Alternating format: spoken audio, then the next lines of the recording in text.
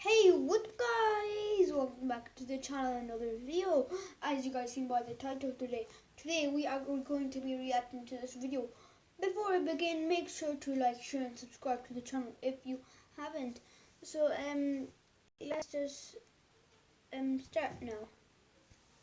Flight from San Francisco to New York. Fasten your seatbelts and I'll tell you what's going on inside the plane at different stages of the flight. Passengers always board from the left side. True. That's because the captain sits on the left side of the airplane cabin, so it's easier for him to align the plane with the terminal jet bridge from that side. So like before the modern age, before jet engines, planes used to have spinning engines, turbo those engines that you guys know, the spinning ones, and pilot it didn't matter where pilots used to sit. Really, didn't matter where pilots used to sit.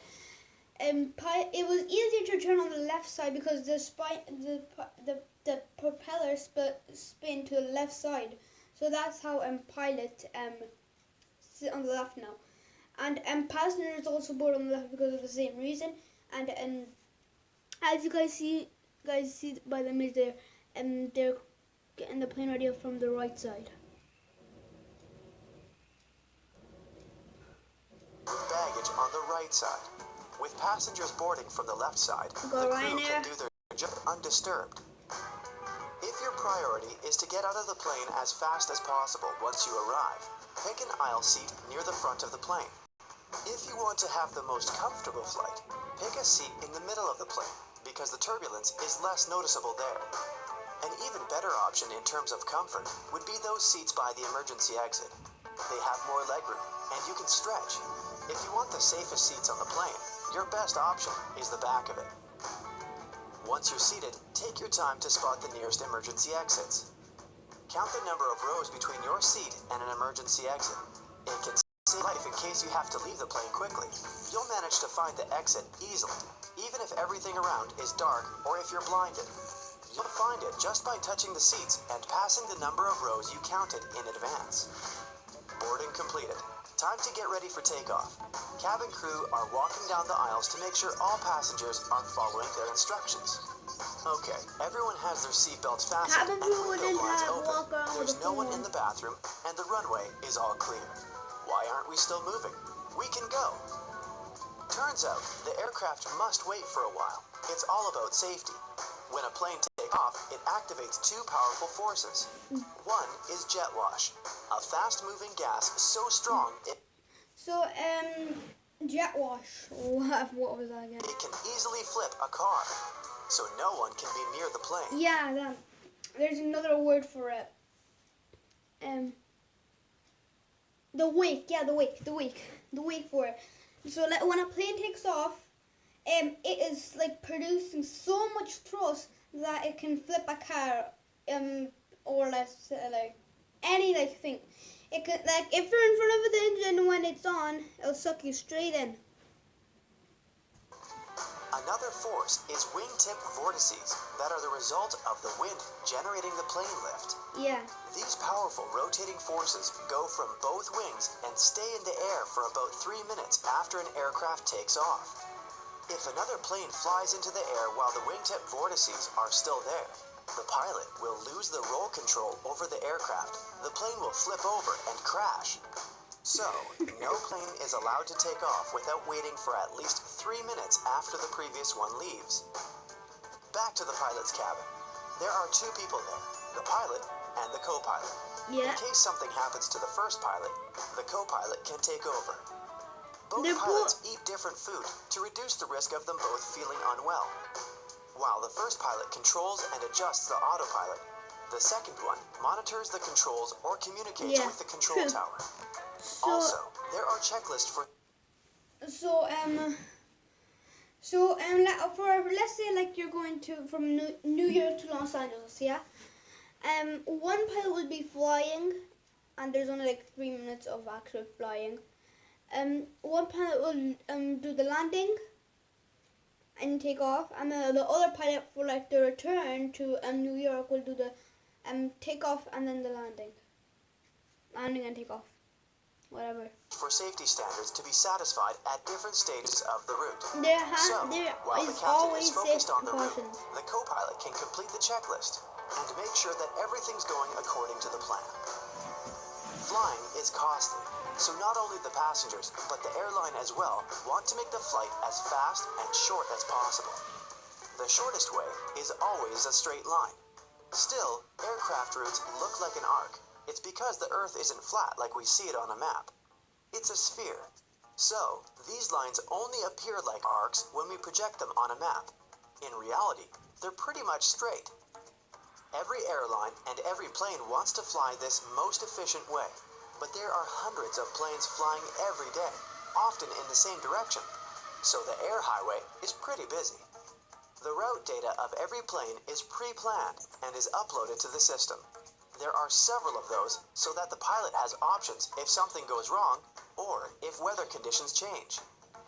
The pilot can set up the right mode, and autopilot can control the airplane within its uploaded route. Keep up the altitude, speed, and direction. The pilots, meanwhile, keep an eye on the autopilot and focus on other tasks like navigating, planning, and communicating with air traffic control. Yeah. On the ground, air traffic is managed by dispatchers, who watch over planes and make sure they don't get too close to each other. A plane The air can't stop traffic in is especially heavy in some places. So, when an aircraft enters a busy zone, it has to follow a very specific route. There are also specified points called fixed navigational aids, or, shortly, nav aids. Those are devices on the ground that send radio signals in the sky that an aircraft can pick up on. They forgot to mention there are also waypoints, vectors. which are geographical points on Earth. Yeah, they're loaded into the GPS system, and an aircraft has to follow them. So basically, the whole route is flying from one waypoint to another, all the way to the destination place. Time to start the descent. You can see the plane's altitude on the control panel. The pilots know the plane's speed, so they can calculate at what distance to destination to start their descent. If the altitude is 27,000 feet and the speed is 300 nautical miles per hour, the first number divided by the second gives us 90 nautical miles. This is the point they have to start the descent to maintain the descent path. There are also a couple of other things to consider, such as the wind speed and direction, or uneven speed drop. To descend, pilots have to get approval from the controller. Sometimes, due to traffic, they don't get it right away. So, they just keep moving forward without descending. Therefore, shifting away from the descending profile and land when the approval is given. Takeoff and landing are the most crucial and dangerous phases of any flight. That's because the pilot has less time and space to react to any occurring problems. In the air, even if both engines stop working, a plane won't just start falling. Instead, it'll begin to glide through the sky, losing about 1 mile of altitude every 10 of them going forward. So, the pilot will have about 8 minutes to react and find a safe place to land.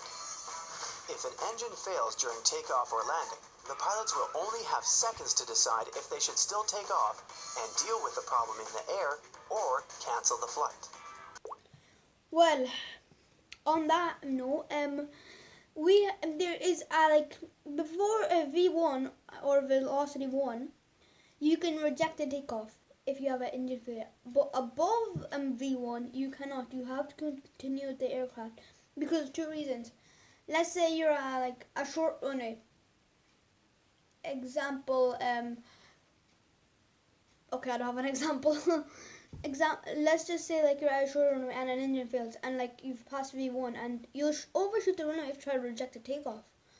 So that's why you'll continue with the takeoff after V1. Canceling the flight isn't always an option. When the plane reaches the speed of 100 miles per hour, you can't possibly stop it before the runway ends. And getting off the runway isn't good, to say the least. To ensure everyone's safety, the rules at these stages of the flight are especially strict. You should turn on the airplane mode on your devices to make sure that the signals that devices transmit don't interfere with the plane's electronic systems and don't block the radio's frequency. You've probably heard that clicking sound a speaker makes right before your cell phone gets a call, if it's right next to the speaker. These sounds are what the pilot might hear instead of the instructions while communicating with air traffic control. Even a 1-second interference can cause a lot of confusion. Just some certain types of cell phones can cause this problem, and if it's a combination of factors, the cell phone type, how far away it is from the cabin, and how many cell phones aren't in airplane mode. The cabin crew can't find out which of the passengers didn't put their phone into airplane mode, but the pilots will always know when many people didn't do it. You should keep your window blind open during takeoff and landing for safety reasons as well. This way, your eyes get used to the light or the darkness outside. In case of an emergency, during these risky stages of the flight, people who are comfortable with the natural light will react and evacuate. Fun fact, most accidents happen in the last 3 during landing or takeoff. Faster, which is crucially important when every second matters. For the very same reason, the lights are dimmed in the airplane. This way, the light will be closest to the light outside the aircraft. Another reason is that if the window blinds are open, people from the outside can see what's going on in the plane. For example, they can see if there's a fire inside and where exactly it is. This way, they can plan the evacuation better. They ask you to fold up your table and put up your seat in the upright position to ensure that in case of an emergency, there will be no obstacles in the way. True. Everyone should be able to leave the plane as fast as possible. The They passengers aren't allowed to use the bathroom during takeoff and landing because there's no seatbelt, no safe escape route with no obstacles, and it's not safe overall. A person can get trapped there during evacuation. The pilot isn't even allowed to take off or land while someone is in the bathroom. And looks like we're ready for landing. Welcome to New York. So got an ad. Well, that's the 1,000 video. subscribers, 4,000 hours of watch time. Congratulations. You've met the requirements to apply for the YouTube partner. So, if you guys enjoyed this video, make sure to like, share, and subscribe to the channel if you haven't. So yeah, guys. If you got, and just one more thing. Thank you guys for 30 subscribers. Shout out to what was his name? I think so. 28 LOL1. I'm pretty sure that was his name. That's a weird name, by the way. If you guys want a shout out, make sure to like, share, and subscribe to the channel if you haven't. And again, thanks for 30 subscribers. So yeah, guys, bye.